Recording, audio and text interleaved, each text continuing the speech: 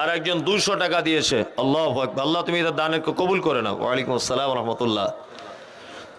তুমি আসমানে থাকো প্রভু, আমি জমিনে।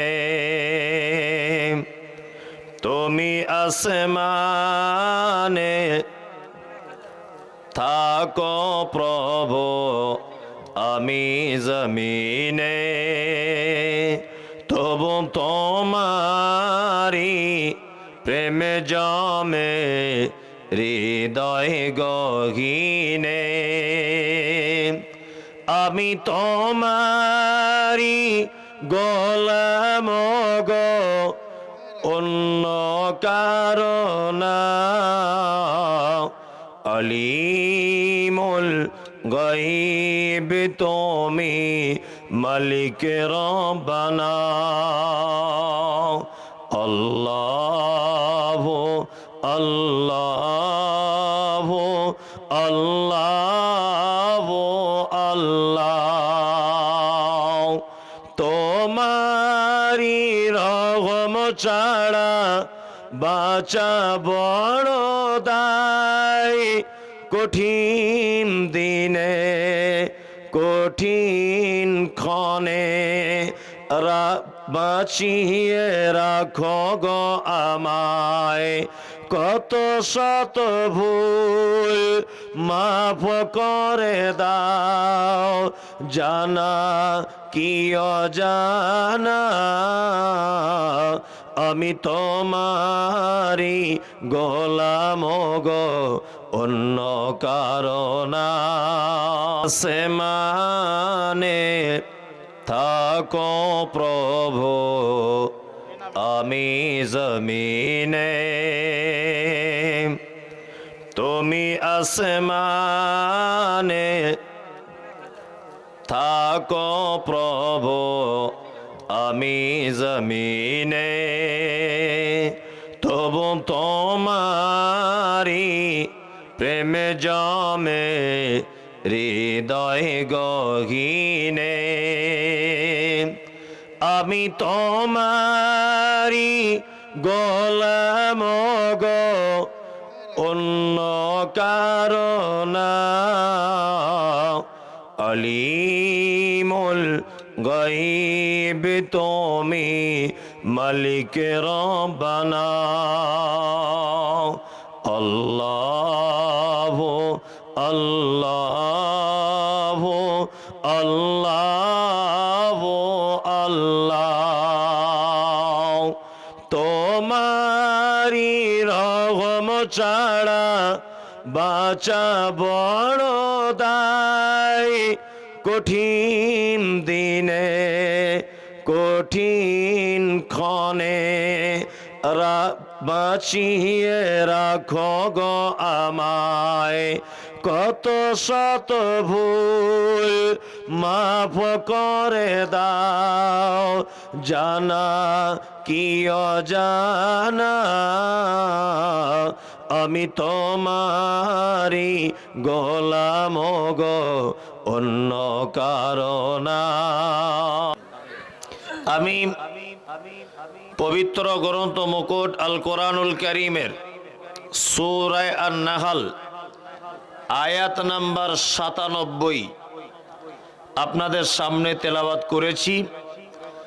আর প্রয়োজন বিশেষে আরো কিছু আয়াত ও হাদিস পেশ করব ইনশাআল্লাহ।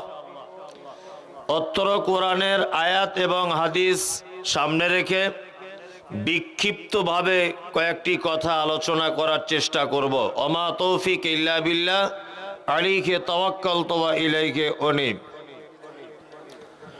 আল্লাহ সুবহানাহু ওয়া তাআলা সূরা আন-নাহল আয়াত নম্বর 97 এ বলেন, মান আমিলা সালিহাম মিন যাকারিন আও উনসা।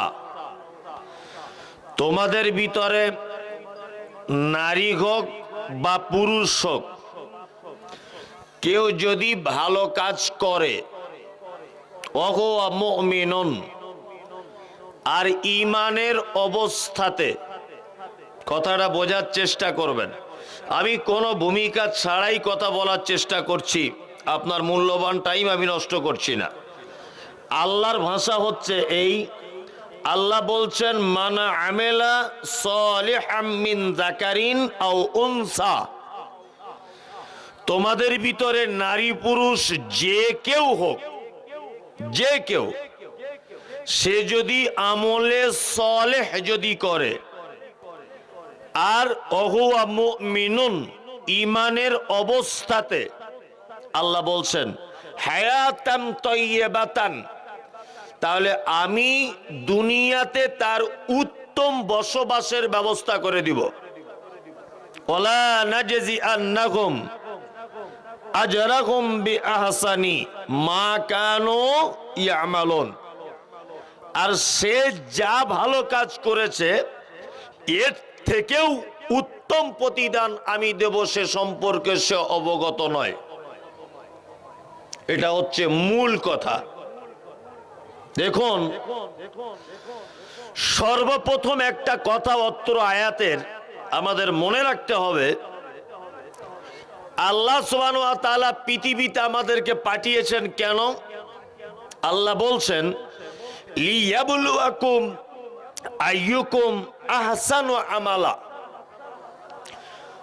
তোমাদেরকে পৃথিবীতে পাঠানো হয়েছে এই কারণে, হায়াত এবং মওত সৃষ্টি করা হয়েছে এই কারণে, লিয়াবলুয়াকুম আইয়ুকুম আহসানু আমালা, তোমাদেরকে পরীক্ষা করা হবে, জিজ্ঞাসা করা হবে যে তোমাদের ভিতরে উত্তম আমল কে করেছে, উত্তম আমলকারী কে। আচ্ছা, অত্তর আয়াতে আল্লাহ বেশি আমল করার কথা বলছেন না উত্তম আমলকারী কথা বলছেন? উত্তম।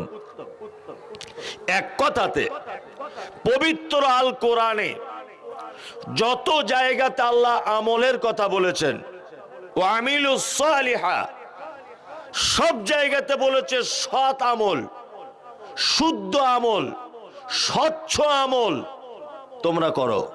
তার মানে বোঝা যাচ্ছে যে আমলের ভিতরেও তার মানে গেঁড়া কল কিছু আছে, তাই না?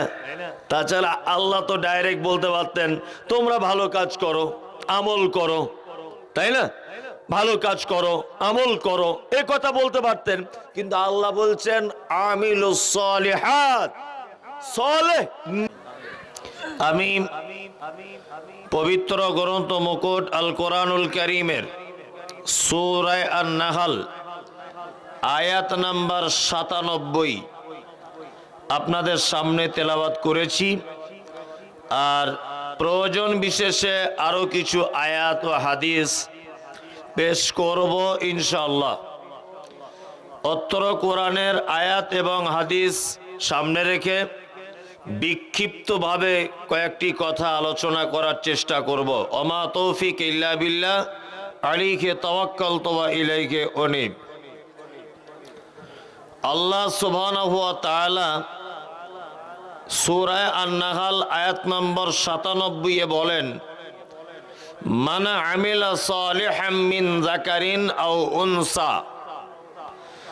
তোমাদের ভিতরে নারী হোক বা পুরুষ হোক, কেউ যদি ভালো কাজ করে, ওহুয়া মুমিনুন, আর ঈমানের অবস্থাতে, কথাটা বোঝার চেষ্টা করবেন, আমি কোনো ভূমিকা ছাড়াই কথা বলার চেষ্টা করছি, আপনার মূল্যবান টাইম আমি নষ্ট করছি না। আল্লাহর ভাষা হচ্ছে এই, আল্লাহ বলছেন মানা আমেলা সালিহাম মিন যাকারিন আও উনসা, তোমাদের ভিতরে নারী পুরুষ যে কেউ হোক, যে কেউ, সে যদি আমলে সালেহ যদি করে, আর ওহুয়া মুমিনুন, ঈমানের অবস্থাতে, আল্লাহ বলছেন হায়াতান তাইয়্যিবাতান, তাহলে আমি দুনিয়াতে তার উত্তম বসবাসের ব্যবস্থা করে দিব। ওয়ালা নাজজিআন্নাহুম আজরাহুম বিআহসানি মা কানু ইয়ামালুন, আর সে যা ভালো কাজ করেছে এর থেকেও উত্তম প্রতিদান আমি দেব সে সম্পর্কে সে অবগত নয়। এটা হচ্ছে মূল কথা। দেখুন, সর্বপ্রথম একটা কথা অত্র আয়াতের আমাদের মনে রাখতে হবে,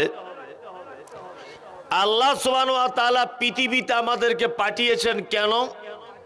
আল্লাহ বলছেন লিয়াবলুয়াকুম আইয়ুকুম আহসানু আমালা।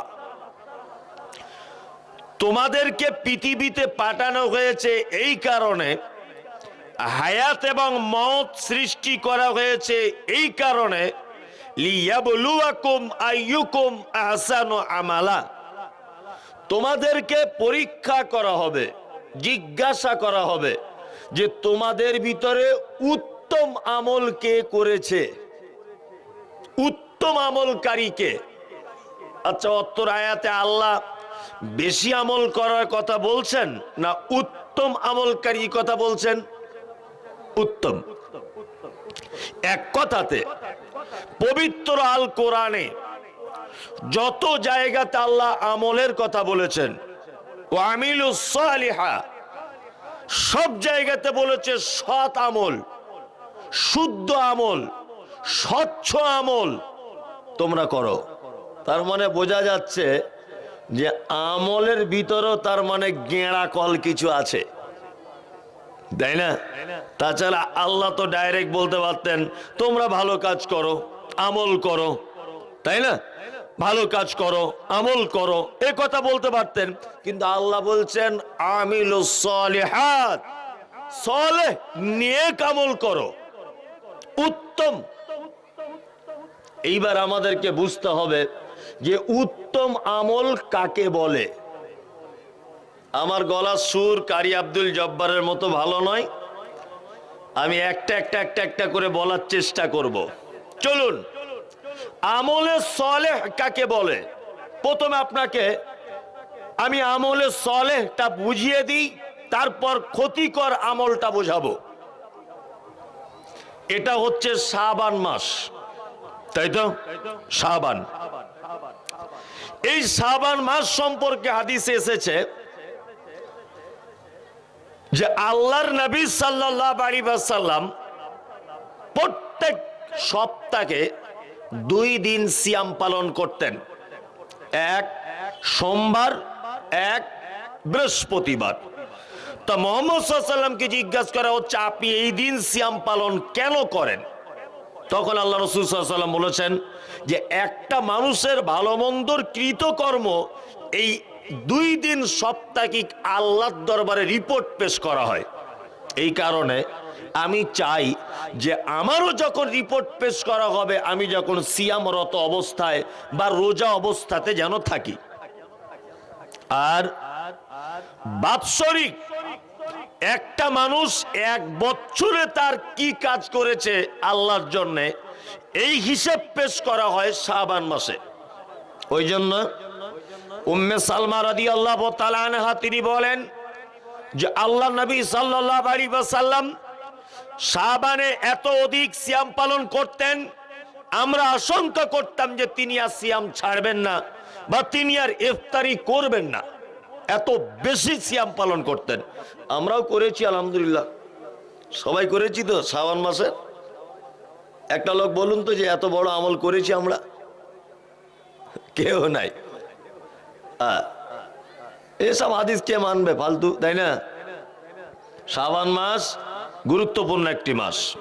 এখন এই মাসে আল্লাহ নবী সাল্লাল্লাহু আলাইহি ওয়াসাল্লাম অধিক সিয়াম পালন করতেন এই কারণে যে যাতে আল্লাহ রসুলের হিসাব পেশ করার সময় যেন নবী মুহাম্মদ সাল্লাল্লাহু আলাইহি ওয়াসাল্লাম সিয়ামরত অবস্থায় থাকেন। তাহলে 2টি জিনিস বোঝা গেল। আর একটা কথা বলে দিই, এই শাবান মাসের মধ্যখানের কোন এক রাত্রিতে আল্লাহ সুবহানাহু ওয়া তাআলা পৃথিবীর সমস্ত মানুষকে ক্ষমা করে দেন, 2 জন মানুষ ছাড়া।